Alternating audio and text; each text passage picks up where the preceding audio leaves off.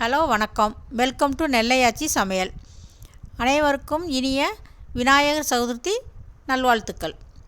நீங்களும் விநாயகர் சதுர்த்திக்கு இந்த மாதிரி மோதகம் பண்ணி வீட்டில் சாமி கும்பிடுங்க.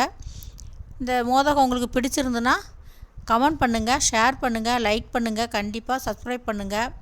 வாங்க மோதகம் எப்படி பண்ணுறதுங்கிறத பார்ப்போம். இப்போ நம்ம விநாயகர் சதுர்த்திக்கு பூரண கொழுக்கட்டை பண்ண போகிறோம். மோதகம் இது நம்ம எப்படி பண்ணுறதுங்கிறத பார்ப்போம். நான் மேல் மாவுக்கு 1 டம்ளர் அரிசி மாவு, இடியாப்ப மாவு, கொழுக்கட்டை மாவு அதை எடுத்து வச்சுருக்கிறேன். இது உள்ள பூரணம் பண்ணுறதுக்கு 1 கப்பு தேங்காய் துருவல் அதை மிக்சியில் போட்டு பல்ஸில் ஒரு அடி அடிச்சுக்கோங்க. ஏன்னா திரி அப்படி போட்டிங்கன்னா திப்பி திப்பியாக இருக்கும். ஒரு அடி அடிச்சுட்டு போட்டால் நல்லா ஒன்று சேர்ந்து வரும். 1 கப்பு தேங்காய் துருவலுக்கு 1 கப்பு வெல்லம். உங்களுக்கு இனிப்பு நிறைய வேணால் போட்டுக்கோங்க, இல்லைன்னா 3/4 கப் பண்ணிக்கோங்க. இது கொஞ்சம் எள்ளு வறுத்து வச்சுருக்கிறேன். இதுக்கு 10 பாதாம், முந்திரி, இதையும் நம்ம பொடி பண்ணி போட்டால் நல்லா டேஸ்ட் நல்லாயிருக்கும். வாங்க எப்படி பண்ணுறதுங்கிறத பார்ப்போம். இப்போ ஸ்டவ் பற்ற வச்சுக்கிட்டு அடுப்பில் ஒரு கடாயை வச்சுக்கோங்க. 1 ஸ்பூன் நெய் விட்டுக்கிடுவோம். தேங்காயை நல்லா வறுத்துக்கிடுவோம். கொஞ்சம் ரொம்ப நல்லா வறுக்க வேண்டாம், லேசாக வறுத்தா போதும். இதை வறுத்து போட்டால் வாசமாக இருக்கும்.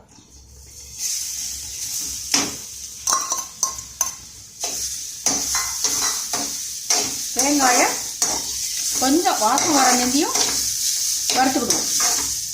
இது தேங்காய் நீங்கள் நல்லா மிக்சியில் அடிச்சுக்கிட்டீங்கன்னா நல்லா ஒன்று போல் வரும். இல்லைன்னா நல்லா திப்பி திப்பியாக இருக்கும்.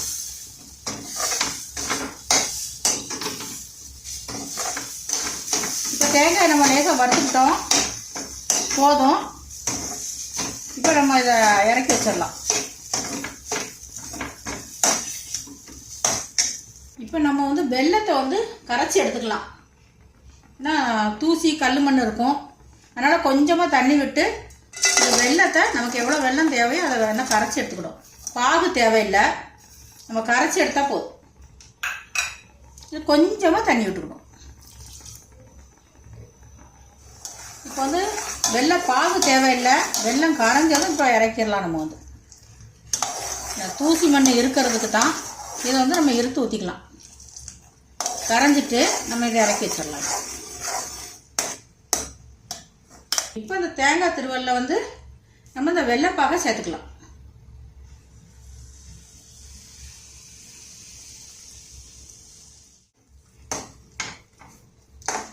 நல்லா சுருள வரணையும் நம்ம அடுப்பை மிதமாக வச்சுக்கிட்டு கிண்டி கொடுக்கணும். இதில் நம்ம கொஞ்சம் ஏலக்காய் பொடி போட்டுக்கலாம். பொடி திரிச்சே இருக்கு, ஏலக்காய் பவுடர் கொஞ்சம் போட்டுக்கோங்க.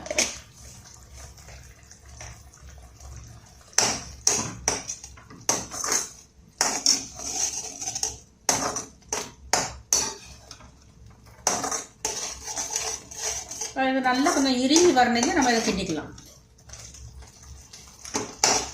இப்போ இதில் நம்ம கொஞ்சம் எள்ளு போட்டுக்கலாம். இதில் கொஞ்சம் எள்ளு போட்டுக்கோங்க. இதை நம்ம அந்த பொடிச்சு வச்சுருக்க பவுட்ரு இதில் போட்டுடலாம்.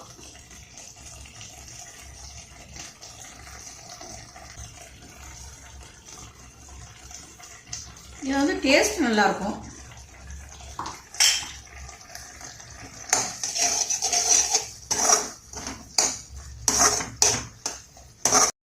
இது கொஞ்சம் இறுகி வந்ததும் நம்ம இறக்கிடலாம்.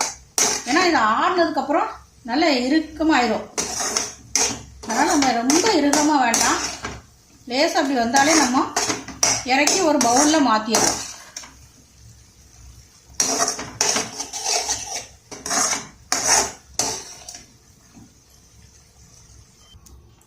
இப்போ நம்ம மேல் மாவு கிளறுவோம். அதுக்கு நான் 1 டம்ளர் பச்சரிசி மாவு எடுத்திருக்கேன். அதுக்கு 2 டம்ளர் தண்ணி விட்டுக்கிடுவோம். ஏன்னா சில மாவு தண்ணி குடிக்கும், சில மாவு தண்ணி இழுக்காது. நம்ம ஒரு 2 டம்ளர் தண்ணி வச்சுக்கிடுவோம்.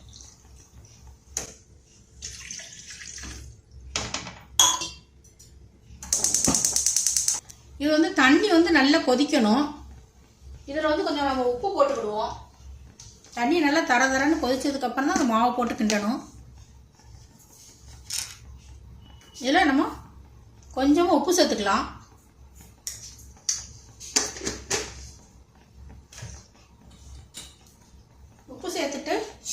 நம்ம 1 ஸ்பூன் நெய் விட்டுக்கலாம். நெய் போட்டால் உங்களுக்கு வாசமாக இருக்கும்.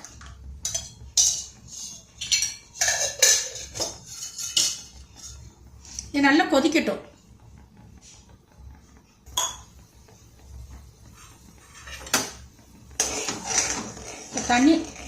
தண்ணி நல்லா கொதிச்சுட்டு நம்ம அந்த மாவை போட்டு கிண்டிடலாம். அதை போட்டு கட்டி இல்லாமல் கிண்டிடுவோம்.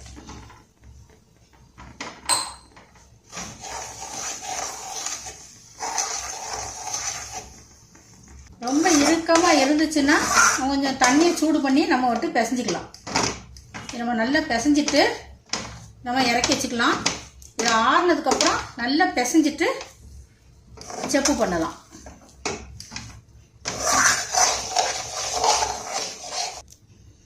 இப்போ வந்து கையில் கொஞ்சம் எண்ணெயை தொட்டுக்கிட்டு இந்த மாவை நல்லா பிசைஞ்சிக்கிடுவோம். இது லேசாக ஆறுனதும் இந்த மாவை நல்லா இருத்தி பிசைஞ்சிக்கோங்க. அப்போ தான் கொழுக்கட்டை சாஃப்டாக வரும். இது நல்லா பிசைஞ்சிக்கிடுவோம். இப்போ இதை மாதிரி நல்லா உருட்டிக்கிட்டு நல்லா பிசைஞ்சிட்டு இதை மாதிரி நல்லா பால் மாதிரி உருட்டிக்கோங்க. உருட்டிட்டு கையில் எண்ணெயை தொட்டுக்கிட்டு இதை மாதிரி செப்பு மாதிரி பண்ணி கொஞ்சம் பூரணம் வச்சுக்கிடுவோம்.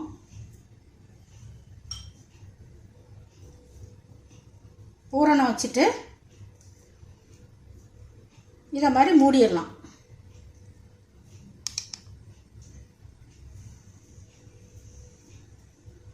இந்த மாதிரி மோதகம் பண்ணிக்கோங்க. இது இப்படி மூடிட்டு நம்ம உருண்டை மாதிரி உருட்டிக்கலாம், பால் மாதிரி.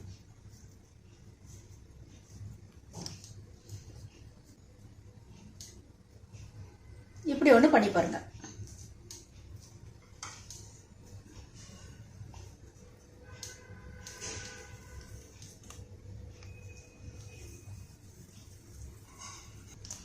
அடுத்தாலையும் இப்படி வைக்கலாம்.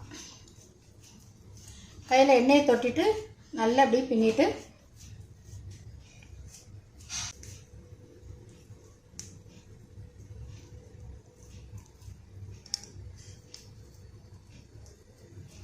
இதை மாதிரி இப்படி மூடணும்.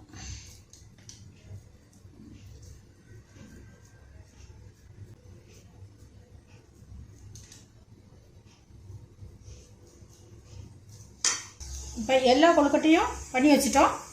இப்போ ஆவியில் வைக்கிறோம். ஒரு 10 நிமிஷம் வெந்ததுக்கப்புறம் எப்படி இருக்குங்கிறத பார்ப்போம்.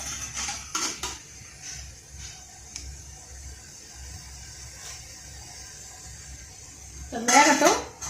10 நிமிஷம் வெந்ததும் எப்படி இருக்குங்கிறத பார்ப்போம். வாங்க, இந்த கொழுக்கட்டை ரெடி ஆயிடுச்சு. நல்லா மெதுவாக சாப்பிட்டா நல்லா இருக்குது. நீங்களும் விநாயகர் சதுர்த்தி அன்னைக்கு இதை மாதிரி கொழுக்கட்டை பண்ணி பாருங்கள். பண்ணி பார்த்துட்டு எனக்கு எப்படி இருக்குங்கிறத கமெண்ட் பண்ணுங்கள், ஷேர் பண்ணுங்கள், லைக் பண்ணுங்கள். கண்டிப்பாக சப்ஸ்கிரைப் பண்ணுங்கள். மீண்டும் அடுத்த வீடியோவில் உங்களை நான் சந்திக்கிறேன். நன்றி, வணக்கம்.